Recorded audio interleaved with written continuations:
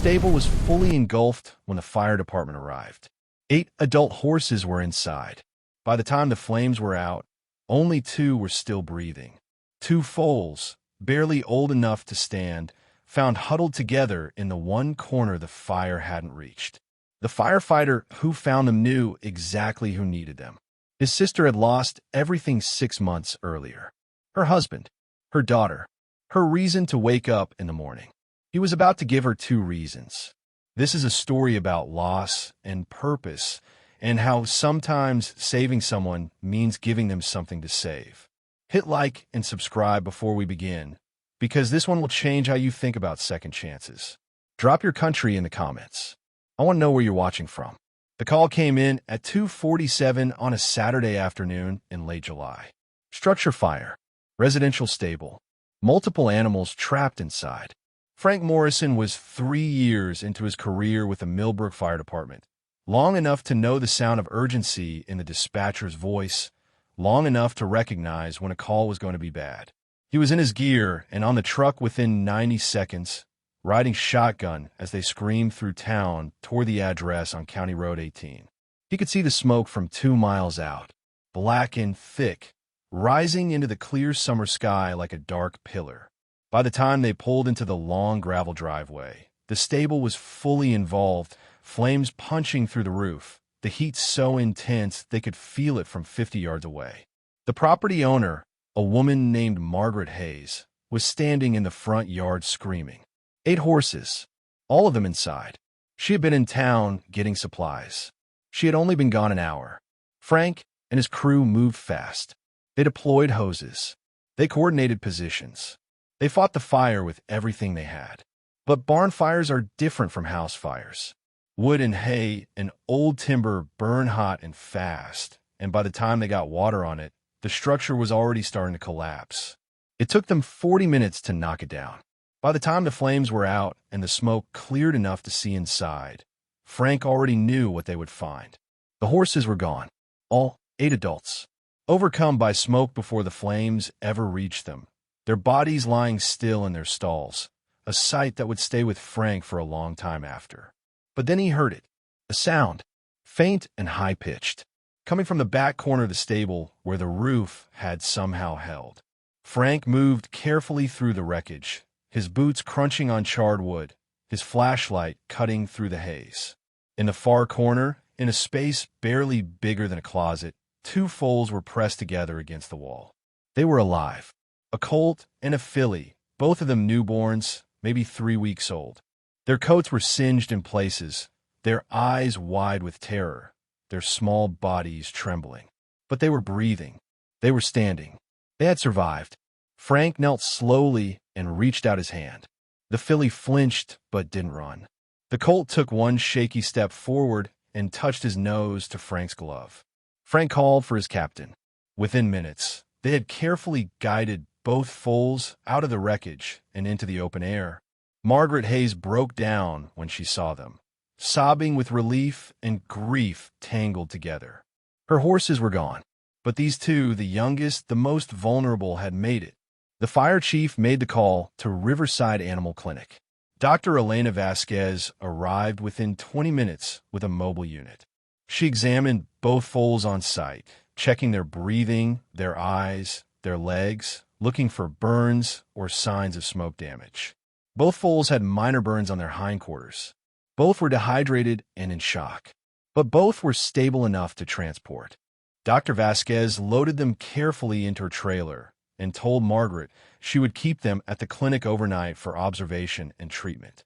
Margaret nodded numbly, too overwhelmed to do much more than agree. Frank watched the trailer pull away, the 2 small faces visible through the back window, and something settled in his chest. Not relief exactly, more like a sense of unfinished business. These foals had survived against impossible odds. That had to mean something. He thought about his sister. Rose Morrison had not left her house in 4 months.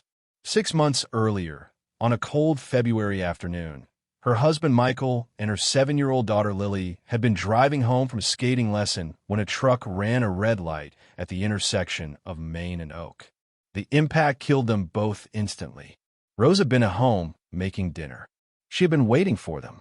She had set the table. And then 2 police officers knocked on her door, and her entire world ended in the time it took them to say the words. Frank had tried everything. He visited every week. He brought groceries. He called every day. He begged her to leave the house, to see a counselor, to talk to someone, anyone. Rose listened politely and said she was fine and closed the door the moment he left. She wasn't fine. Frank could see it in her eyes.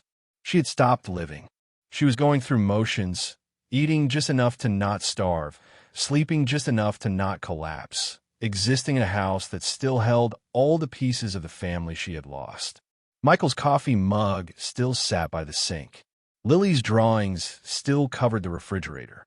Rose moved through that space like a ghost haunting her own life. Frank didn't know how to reach her anymore. He was her younger brother, and he had always been able to fix things. But he couldn't fix this. He couldn't bring them back. He couldn't make the pain stop. But standing there in the wreckage of that stable, watching the trailer with those 2 foals disappear down the road, Frank had an idea. He went back to the fire station. He finished his shift, and then he drove to the Riverside Animal Clinic. Dr. Vasquez was in the recovery area when Frank arrived, checking on the foals. Both were resting in adjacent stalls, their burns cleaned and bandaged for fluids running to combat the dehydration. They looked small and fragile under the clinic lights, but their eyes were alert, and they were standing on their own. Frank asked Dr. Vasquez what would happen to them. She explained that Margaret Hayes was keeping her property, but closing the stable permanently. She couldn't rebuild, couldn't start over. The trauma was too much. She planned to sell the land and move closer to family in another state. She had already told the clinic she couldn't take the foals with her. Dr. Vasquez said she would work on finding them a good home once they were fully recovered. Someone with land and experience. Someone who could give them the care they needed. Frank took a breath and asked if he could take them. Dr. Vasquez looked at him carefully. She knew Frank. He had been on calls with her before, had helped transport injured animals, had always been gentle and competent in emergencies. But she also knew he lived in a small apartment in town. No land, no barn, no way to care for 2 horses long-term. Frank explained. His sister Rose lived on a 10-acre farm just outside Millbrook. She had a barn. She had pasture. She had everything these foals would need. She just didn't have a reason to use any of it anymore. Dr. Vasquez studied Frank for a long moment. Then she asked quietly if his sister was ready for this kind of responsibility. Frank said he didn't know if she was ready, but he knew she needed it. Dr. Vasquez made him promise that if Rose couldn't handle it, he would find the foals another placement immediately. Frank promised. They shook hands. 2 days later, Dr. Vasquez cleared both foals for release with careful instructions for their ongoing care. Frank borrowed a livestock trailer from a friend and drove to the clinic early in the morning before he lost his nerve. He didn't call Rose first. He didn't ask permission. He just loaded the 2 foals into the trailer and drove to her farm. Rose's property was beautiful in the way abandoned places can be. The farmhouse was old but solid, painted white with a wide front porch. The barn was weathered but intact. The pasture rolled out behind it, green and empty, the fence line straight and strong. Michael had maintained everything meticulously when he was alive. After he died, Rose had simply stopped. The grass had grown tall. The barn doors stayed closed. The place had the stillness of something waiting. Frank pulled into the driveway and sat there for a moment, his hands on the steering wheel, doubt creeping in. What if this was a terrible idea? What if Rose refused? What if she couldn't handle it? What if he was pushing her towards something she wasn't ready for? Then one of the foals shifted in the trailer behind him, and Frank remembered the way they had looked in that burned stable, pressed together in the one corner that hadn't collapsed, choosing to survive. He got out of the truck and knocked on Rose's door. She answered after a long moment. Wearing the same sweatpants and oversized cardigan she seemed to wear every time Frank visited. Her blonde hair was pulled back in a messy ponytail. Her face was pale and thin. Her eyes were the worst part, flat and distant, like she was looking at him from very far away. Frank told her he needed her help. He told her about the fire. He told her about the foals. He told her they had nowhere to go, and he had thought of her immediately because she had the space and the barn and everything they needed. Rose stared at him for a long time. Then she said no. Frank had expected this. He nodded slowly and asked if she would at least come look at them before she decided. Rose hesitated. Then, reluctantly, she followed him to the trailer. Frank opened the back and lowered the ramp.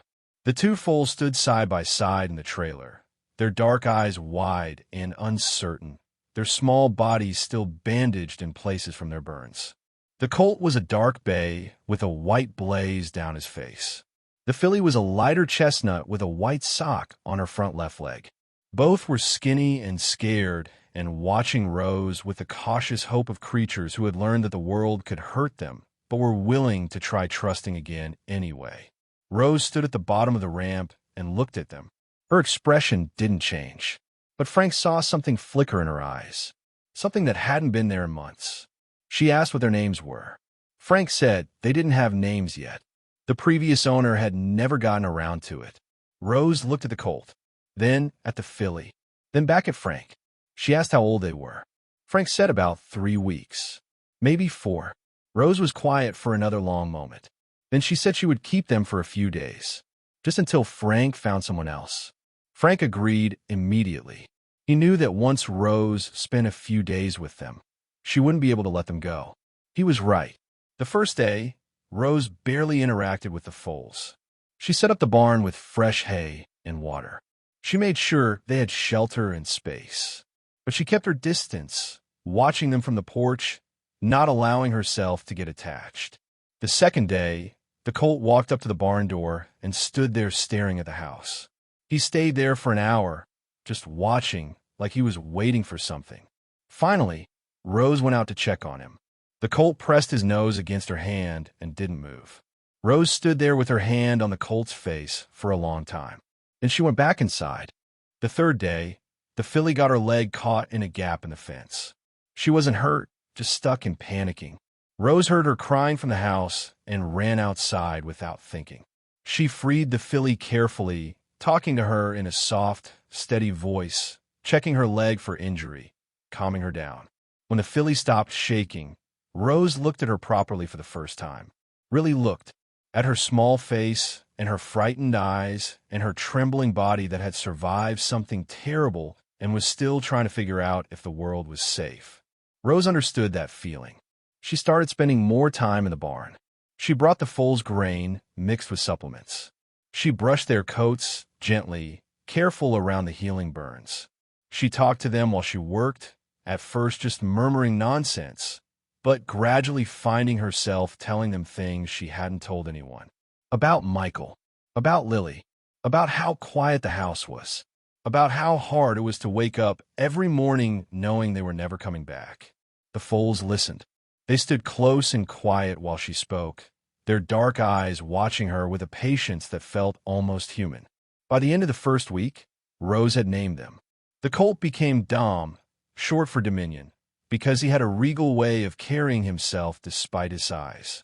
The filly became Phoenix, because she had risen from the ashes of that fire and refused to stay down. Frank visited at the end of the second week. He found Rose in the barn, sitting on an overturned bucket, watching Dom and Phoenix play in the attached paddock. She looked different, not happy exactly, but present, like she was actually occupying her body again instead of just moving through it. Frank asked how she was doing. Rose said she was okay. Then she corrected herself. She said she wasn't okay, but she was better than she had been.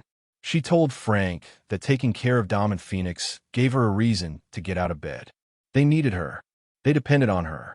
She couldn't just lie in bed and wait for the day to end because they were hungry and they needed to be fed and they needed to be checked on and they needed her to keep showing up. It had been a long time since anyone needed her. Frank sat down on another bucket and watched the foals with her. He told her he was proud of her. Rose said she wasn't sure she had done anything to be proud of yet. Frank said she got out of bed. She showed up. That was everything. The months passed. Summer turned to autumn. Dom and Phoenix grew steadily, their legs lengthening, their bodies filling out, their coats thickening for winter. Rose learned as she went, reading books on horse care, calling Dr. Vasquez with questions, asking advice from other horse owners in the area.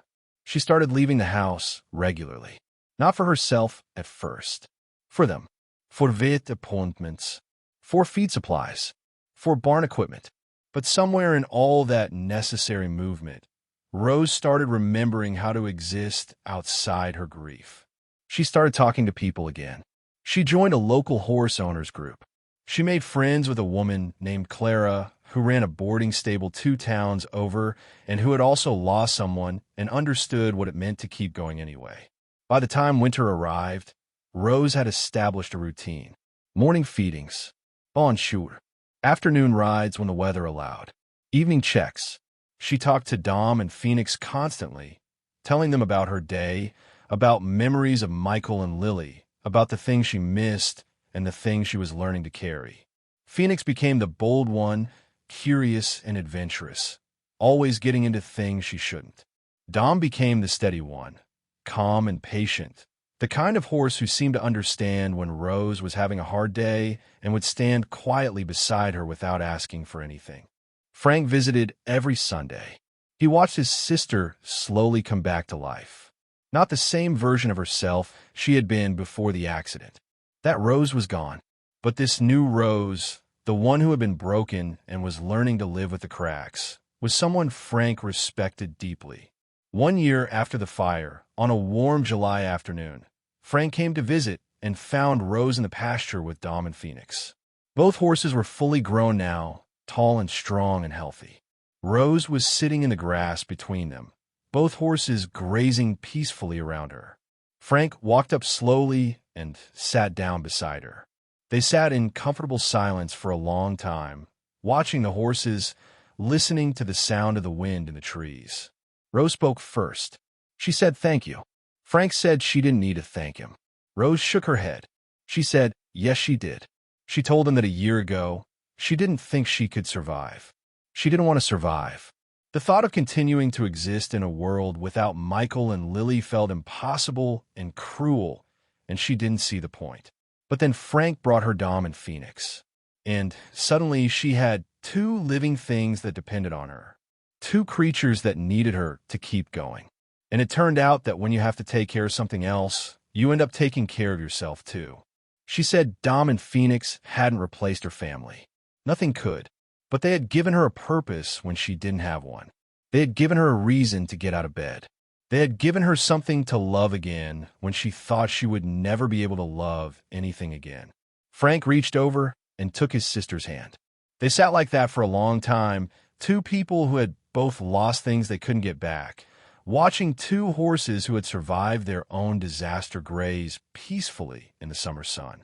Dom lifted his head and looked at Rose. Then he walked over and lowered his nose to her shoulder. Rose reached up and rested her hand against his face.